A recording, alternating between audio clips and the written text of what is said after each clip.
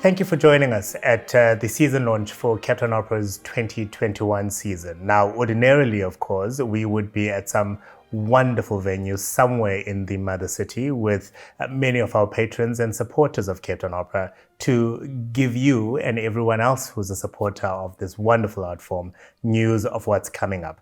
COVID-19, unfortunately, necessitates that we do this virtually, but it doesn't mean that we do not seek a wonderful setting for it. Matthew Wild is the artistic director. Joining me, of course. Matthew, tell us about the setting that we find ourselves in today. Well, I'm so delighted to be in the Norval today. We've got a really exciting partnership with the Norval Foundation this year. And here we are sitting in this moment surrounded by these incredible artworks by 6 artists from whom we've commissioned pieces to be the lead poster images for our entire 2021 season. That's only the beginning of the partnership with the Norval. We've got a lot of activities planned with the foundation over the course of the year. But this is also a season which has got a very particularly contemporary art focus to what's happening on stage with the operas. And we'll go through that detail in a moment. Let's start with the bittersweet news, I suppose. This is your swan song, your final season with Captain Opera. It is. It's my 6th and my final season. I think if anyone had told me 6 years ago that I would be planning my final season in the middle of a global pandemic in which our entire industry has been really turned upside down, I wouldn't have believed it. We're learning to plan in a way which has got a scenario A, a scenario B, a scenario C really inbuilt with the way that we've planned it.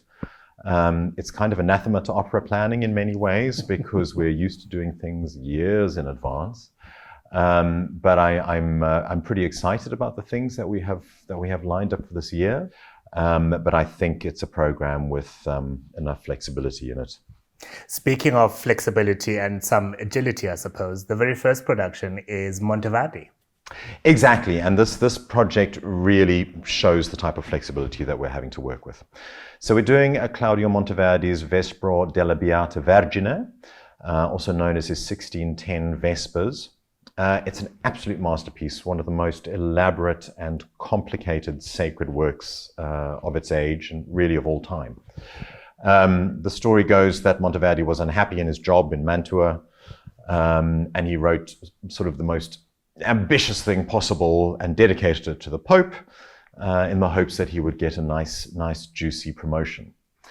We're going to be doing this with our world famous Captain Opera Chorus, a brilliant lineup of soloists, and with the very excellent Camerata Tinta Barocca under the direction of Eric Dippenaar, who we had such success with last year doing Pergolesi's Stabat Mater. Now, it's a fairly big piece, and talking as we are now in the midst of February, the production is due to happen in 2 weeks' time. We know that we're not going to be able to let in an audience when we do it. So the first version that we're going to do of the piece is a specially filmed version in St. George's Cathedral, which is destined for CakeNet. And as soon as regulations open up a little bit more, we'll repeat it in the cathedral for a live audience. It's going to be a special event, no doubt.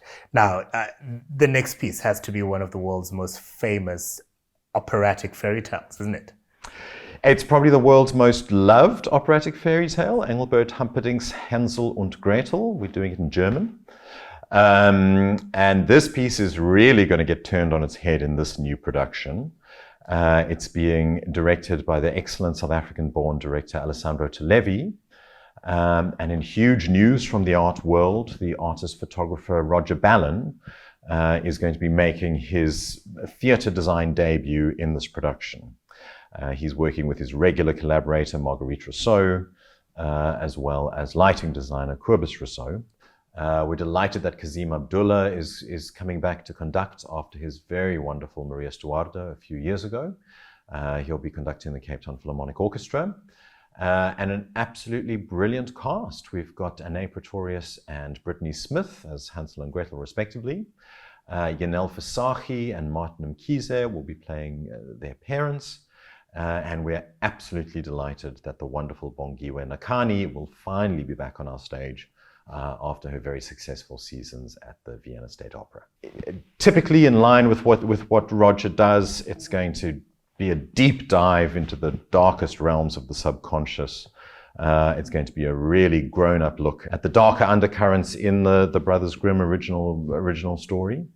And this is going to be really a huge event on both the theatre and the art world calendars when that happens in the beginning of April. In June, we have two very important pieces that are going to be showcased by the company. This is going to be a really thought-provoking double bill. The first half of the double bill is Benjamin Britten's Curlew River, a one-act church parable. This is a piece about a woman who's grieving as she searches for her lost son. The role is played by a man. It's an all-male cast because the piece was inspired by Japanese no plays. So that's the first half of the evening. And then the second half is going to be a new commission, which we're very excited about, which is called Amagochra. This is being composed by Sibusiso and Njeza to a text written by Asanda Uma Sopotela. It's going to be a highly topical, very hard-hitting look at the resilience and the suffering of South African women in the face of the scourge of gender-based violence which we are currently facing. I can't wait to see it. The President Cyril Ramaphosa calling gender-based violence a national crisis. It is, without a doubt. We're doing this production as a collaboration with the UCT Opera School. It's going to be directed by Christine Krause and conducted by Jeremy Silver. And we share with UCT Opera School a real belief that it's very important to commission new works which tackle contemporary themes. And Jeremy, when we commissioned this, was really, really determined that it should be about something extremely important to the young people who are going to sing it, something topical, something of huge importance to the country. I cannot wait to see it. It's going to be a busy month of June because we also have the Pearlfishers. June's really busy. We're going to be doing the Pearlfishers in a semi-staged concert performance. You know, as you can imagine, singers all over the world have had their calendars hugely impacted by the pandemic. And this means that in the months ahead, so many of our greatest young South African singers are back in the country for a few months as everybody waits for theatres to get going again. So the Pearlfishers is really going to be a celebration of some of our greatest stars and who we're going to be delighted to have back on stage. So the big news here is that Vuvu Mpofu will be giving her debut in the role of Layla. I know everyone's going to be extremely excited to see her back on stage. Of course. And opposite her, Lucanio Moyake returns after his very successful seasons at the Wiener Staatsoper. The two haven't been on stage together in Cape Town since Rigoletto back in 2017. And this is going to be a huge moment. World famous British maestro Jan Latham-Koenig is going to make his Cape Town debut on the podium for this production. He's an absolute conducting superstar who's worked in every huge opera house in the world with a massive discography. I think many of our patrons will own recordings of his. And we're absolutely delighted that he's coming to Cape Town to do two productions in 2021. So even though we're doing the Pearlfishers as a semi-staged concert, the fine art connection is really going to come to the fore in this production again.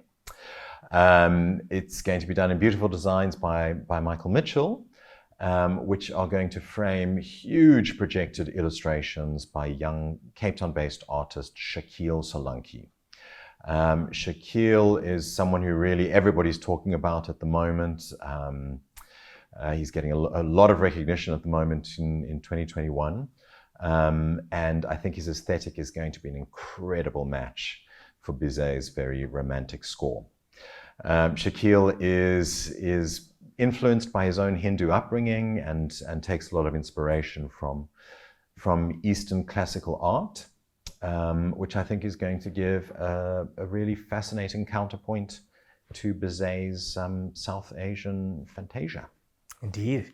Now, the Duet Endowment Trust, under the patronage of Mrs. Wendy Ackerman, has been in existence now for a number of years, and its objective is truly just to create an endowment that will ensure the sustainability of both Cape Town Opera as well as the Cape Philharmonic Orchestra. And every year we have the joy, the incredible delight in showcasing really the talents of these two companies. What are we doing this year? Well, this year it's going to be a really incredible singing lineup. Far too many singers for me to mention at this stage. Any lover of great singing in South Africa is going to want to be very sure that they get a ticket for that evening.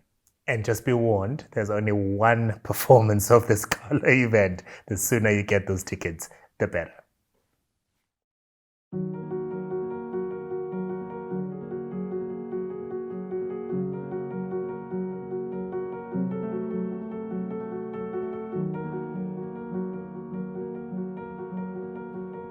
About 2 years ago, Matthew Wild and myself began speaking about the sort of interaction between two different art forms, so opera and visual arts. From an initial conversation, we started thinking about which opera could be appropriate for which artist's practice.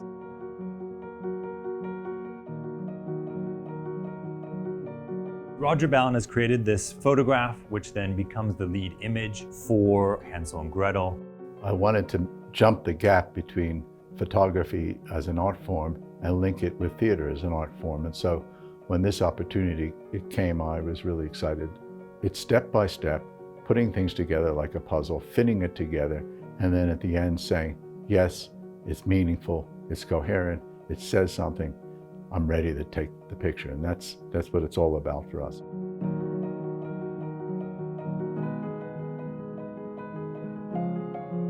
I suppose my work draws a lot of references from classical Eastern and Indian miniatures, but then I also draw a lot of inspiration from artists like David Hockney and Salman Tood. It's kind of pushing my medium, ways of engaging with it kind of in ways which I never really sort of dreamed of before. Shaquille's work in a very sort of generous and beautiful way intersects with this work, both responding to it and learning from it, but also challenging aspects of it as well.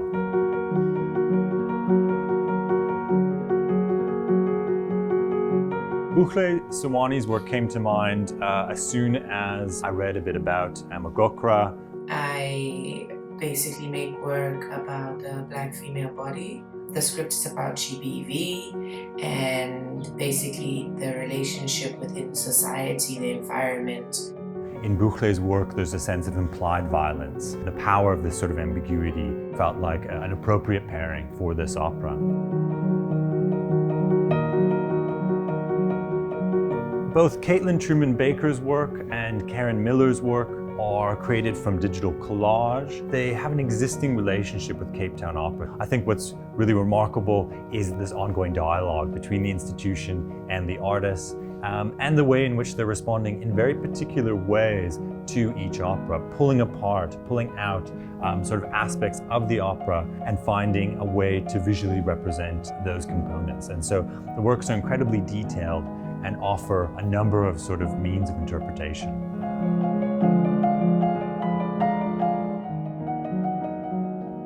I'm a figurative painter, so I'm drawn to photographs, particularly old photographs and found photographs.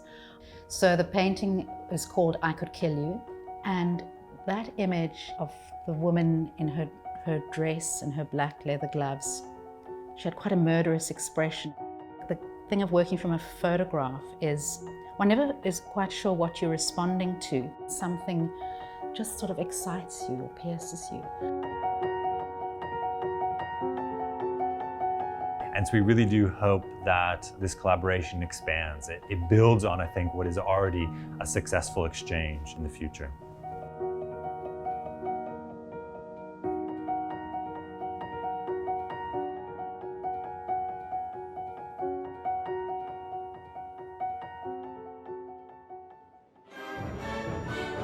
And on to the second half of this incredible season for Cape Town Opera. And Matthew, not one, but two Puccini pieces. Absolutely.